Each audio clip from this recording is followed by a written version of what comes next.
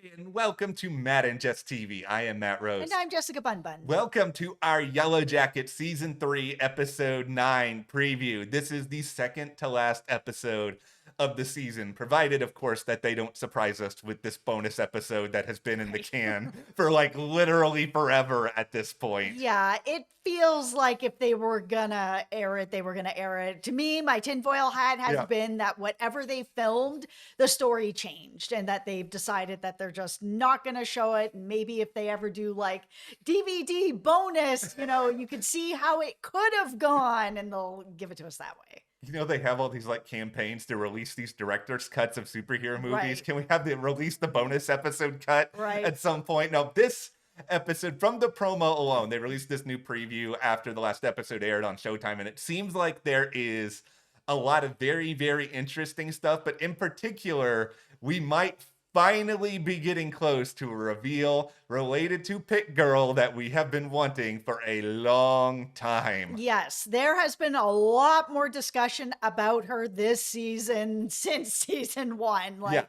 who is she? Who could she be? And now that we've, found the pit, and now with this preview where we see Travis standing over the pit and we actually see the spikes are in it now. Yeah. Are we going to get an answer on who is Pit Girl, or are they setting something up for like a cliffhanger maybe going into next season? I think it's a really fun thing to talk about based on what's happening at the camp right now. Yes. Also, based on the timeline of how long the Yellowjackets were supposedly out in the wilderness. Like, in theory, a rescue should be happening pretty soon. So we're going to get into all of that. Before we do, be sure to hit that subscribe button because we are still here with reviews throughout the rest of Yellowjackets this season. We are also still covering The White Lotus on HBO. And coming up very, very soon, not only do we have The Handmaid's Tale premiering, but also The Last of Us Season 2 after an incredibly exhausting wait. It's almost back. We are so ready to dive into that world again. Yeah, we can't wait. We're going to be here with 3 videos a week with reviews, previews, theories, exactly what we're doing for Yellowjackets. We will have that going on for The Last of Us here as well. So hit that subscribe button. Also follow us on Patreon for more Yellowjackets discussion over there, as well as we are covering The Pit, which is airing on Max over there, as well as Bosch Legacy. It is in its final season, and we are covering both of those shows there exclusively. It is the only place that you can get those reviews. So thank you so much to everyone who has joined our Patreon. It really helps us here. Thank you guys. We really, really appreciate that. Okay, tinfoil hats. Right away. All right, let's do it. Let's just talk about that last scene with Travis looking over the pit. The spikes are now in it. So in this timeline, if this is in the past where Pit Girl meets her demise, who are the suspects? So we've talked a bit about this in a longer theory video. We'll link that for you below. But it looks like it could be Mari, Jen, or Hannah. Now, originally, I had felt like maybe not Hannah. Like, she does have the same build as Pit Girl. She has the long brown hair, but she doesn't look like a teenager. And the person who originally was running to the pit looked like a teenager, and she does look younger, but she does not look the same age as these girls. She looks like she's about her age, which is like 30. I think a big question here is just like how much dancing around and possibly retconning is there going to be when it comes to Pit Girl, where they try to work Hannah into it at some point after the fact. Because, this has been mentioned in a lot of the comments on our videos that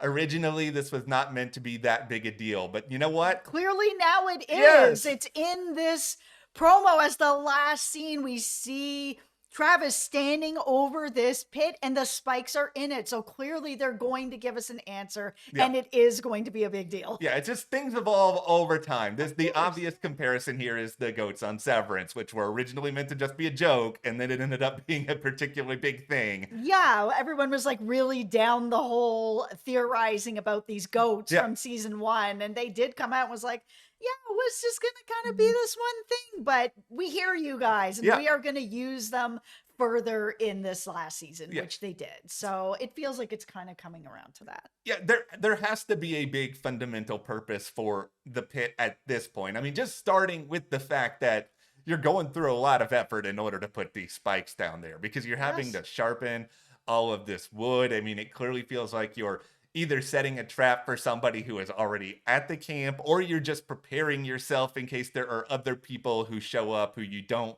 really trust. I mean, we've already talked plenty about how there are reasons to not fully trust Cody, that he may not be that willing to lead them to safety and all of that other Yes. sort of stuff. So it feels like, maybe it's a trap for that because he wasn't around at the time that everything happened with Mari, the pit, and Ben in the past. But there's all different sorts of ways that it can go because we certainly know that it's not Cody who is Pit Girl by any means. So it's not him who falls in. No, it is not. This is a big oopsie if that was the original target. But okay, you mentioned Hannah. I mean, we'll talk briefly, I guess, about Jen here because we haven't really talked that much about her. And to Yep. me, the biggest reason I don't think that it's her is just that would anybody be that satisfied? Like, I'm not sitting here and just being a Jen hater.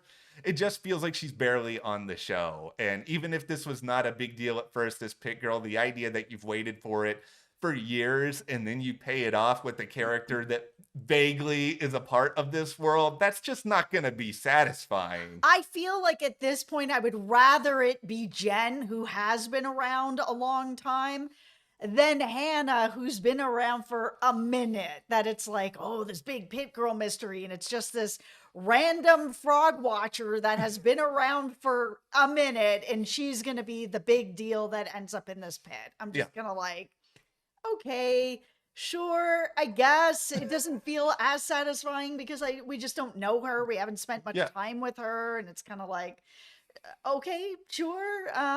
If it's Mari, then that is also more satisfying. She's been around for a while. And I've seen the comments as well where everyone's like, hey, Mari knows where that hole is. She was in it. So it couldn't be her.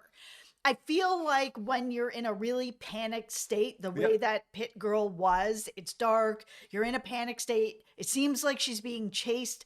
So she may not be paying attention to, oh, right, this is where the pit was at that time, that she may just not be thinking straight at that time because it seems like she's being chased to her death. That she's just like, oh no, like, where can I go? Let me just get away. And sometimes that happens in a panic.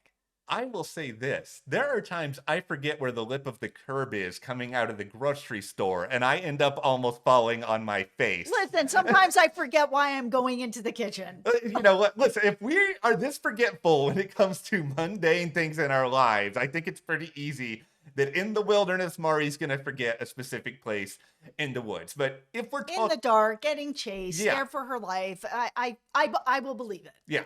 Okay, so if we're just talking about all this in a larger timeline, that if this whole Pit Girl incident is happening in the past, then it does have to happen pretty soon here because we've been established at this point. They've all been out there for a very long time at this point. They've already experienced multiple seasons. We're getting close to them entering another winter. Based on the scenery that was there in the first episode of season 1, this Pit Girl incident isn't happening in the winter. And by the time the next winter is over, they would seemingly have been rescued by then. So like this is coming, and this is coming really soon. The question is just, okay, if Pit Girl is in the past, are you guys going to slow everything down to a crawl these next couple of episodes so that we get more of the relationship between Melissa and Hannah and Jen if they're all supposedly that close? Or are you just going to feel like we got to give people answers, we got to do this, and we're just going to rush through the rest of this? As someone who is Canadian, and we did have the episode Canadian Thanksgiving, which is in October, it typically can be like hit or miss of it's snowing. And when you're up in the wilderness, snow comes a lot faster. So if this is going to be happening and they just happen to get lucky that snowfall hasn't hit yet, it's coming, and it's coming very, very fast. Like they're still like kind of in their t-shirts and stuff, and I'm like, it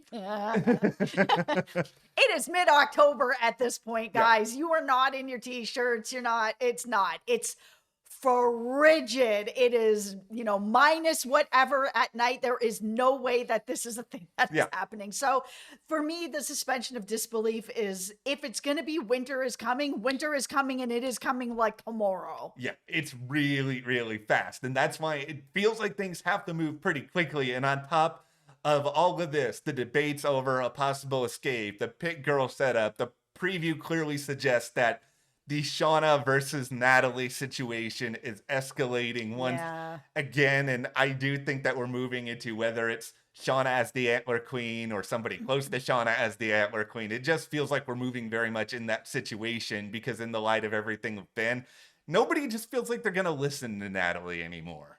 No, it just feels like Natalie doesn't have the influence that she once had. The influence is, I want to go home. I want to sleep in a bed. I want to use a proper toilet. I want to have a brain freeze for crazies. Yes. Like, that's the motivation that they're like, okay, this guy's a guide of this particular wilderness.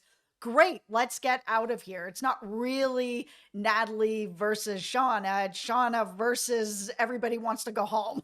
Yeah, and there's a nice parallel at this point. I don't, nice may not be the right word for it, but we're basically seeing peak of her powers Shauna both in the past and also in the present at this point, because it seems like we're going to get in this episode the immediate aftermath of Shauna chewing on a little bit of her fellow Yellowjacket in Melissa, and it's gonna get nuts. Yeah, and it kind of has to at this point. I mean, if Melissa really wants to keep her secret and keep her marriage and keep her family and keep sort of her normalcy together, she's got to escape this situation. Shauna's going to kill her at this point. Like, that's what this feels like. If you're taking a bite out of her and you're threatening her and you're threatening her family, and you think that she's threatening your family, this really is going to end up with one of the two of them dead. Yeah, it kind of has to at this point. And you see in the preview, and this has been apparent ever since the trailer came out from this season, that there's this scene of Melissa just running on the street, and she's got like blood on her face, and it seems like, you know, maybe that's just from when she was pinned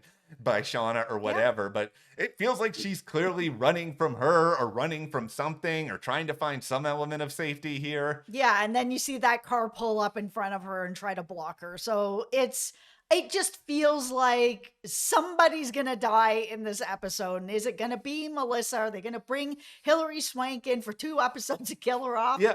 Maybe. I mean, she's busy, so it's possible. Or are they going to end up in a situation where they kill off Shauna? And I think the answer is probably no. It's not unheard of for shows to kill off main characters. It absolutely happens, where they do then continue on with other characters that sometimes hold up the show, like they did with like a Vikings, and sometimes it doesn't, and the whole thing kind of falls apart. But I do not think that they're actually going to kill off Shauna in this episode. Do I think Shauna's going to be the last person standing? I actually don't. I think it's going to be Misty. I've said that before, but I don't think they're going to get rid of her now. I've been so flip-floppy with who is going to be the last person standing. Like, Misty. See, I'm agreeing with you now. Like, I think it really could be Misty, because I thought it was Van for the longest time, but in between what we've seen already this season and in this trailer, I know, she looks like she's almost dead. Yeah, I think Van's going to be going sooner rather than later. I mean, I love having Lauren Ambrose on this show. Everybody loves 6 Feet Under, but you know, these characters, there you go. No, she's a great actress, but you know, these characters aren't going to be around forever. Getting rid of Shauna would be a huge but also pretty interesting move in a way, because and I say this not just with her, but if you think about any sort of superhero show, not to compare Shauna to the Reverse Flash, but you kind of get to this point. How do you end up bringing everything back to the Flash? Listen, the Reverse Flash is dope. He is the best. Okay, season 1 Reverse Flash is the best comic book TV show villain ever. So, but then you get to a point. Listen, what he did to Dream Cisco, I was appalled. I was on the floor. I will never forgive him. But anyway, my point here is just that you do get to this point with villains that it's a point of no return. And I know Shauna's not a straight up villain, but she's done a lot of villainous things over time. But you kind of get to this point where it's not altogether realistic that they're going to be in every episode. And I say this knowing full well that they brought back Reverse Flash like a million times in a lot of different forms, but he was gone for a while first. Where I'm just getting to is that Shauna is already so unhinged at this point, and so crazy, and so like you can't trust anything that she's going to do. At a certain point, it's going to be weird that she's still alive and that people want to be around her and that she's able to function and that she's not in prison. And I Don't know if we're there yet, but I do think we're getting closer to that at this point. I think the thing is she's really the only person that knows that Melissa is alive. Yeah. Like everyone else thinks that she's dead. She faked her death. Everyone is just like, oh yeah, she's dead. So whatever. Yeah. Right now, Shauna's the only person with this information. So if she kills off Kelly, then nobody knows. Everybody still thinks Melissa's dead. So it doesn't really change anything. No. And that creates another interesting question. It's like, okay, well, if nobody really knows, can you really make that happen forever? Because this is TV. In the world of TV, right, secrets never stay secret. And with that in mind, this is the other really interesting thing about where we are right now. And this is not, directly mentioned in the preview, but we still have the question of who killed Lottie. Like, neither one of us think that Melissa did this. And it feels like Shauna's just kind of distracting herself and losing another really big problem to take care of. Yeah, there's lots of theories that are out there. All theories still on the table. Like, we don't have an answer on it, but I still feel like if Walter is telling the truth about the DNA, it's not Shauna. I think it's Callie. I think they want to have like a really cool surprise, because watching what Shauna just did to Melissa and what we know, she's fully capable of killing Lottie. Of course, she's the number one suspect. But this show loves to like hit the curve and throw us all off the cliff. So would they then make it be somebody else? Absolutely. So that's why I lean more towards that it's Callie. I'm just so excited and nervous and curious for what they're going to do in these final couple of episodes, because it feels like they have a lot to wrap up. And I know that they'll save some stuff for down the road, but there are certain things like I don't think you continue the Who Killed Lottie mystery beyond this season. No, please. You have to wrap that up. So I think there's going to be some answers over the next couple of episodes. I'm excited to get those. More than anything, though, just continue to keep this level of quality, Yellowjackets, please. You have had a bumpy ride in season 2, a somewhat bumpy ride at the start of this season, but you have really hit your stride the last few episodes. Absolutely. I mean, like, is any of this second half believable? No, not really, but that's completely fine. Yes. This show is supposed to be in reality, but it kind of isn't, and that's okay. It's nice to have a show that's not completely rooted in reality, so we can kind of have an escape from stuff. It's one of the reasons I'm really excited about The Last of Us coming up. Like, I just love that show. Like, it is just a nice deep dive into another world. What's just that you got to have a crazy world. You got to have unique characters, people you get invested in. And so long as you do that, we're all going to be excited. And with that in mind, let's turn this over to you guys. What are you most excited to see on Yellowjackets Season 3, Episode 9?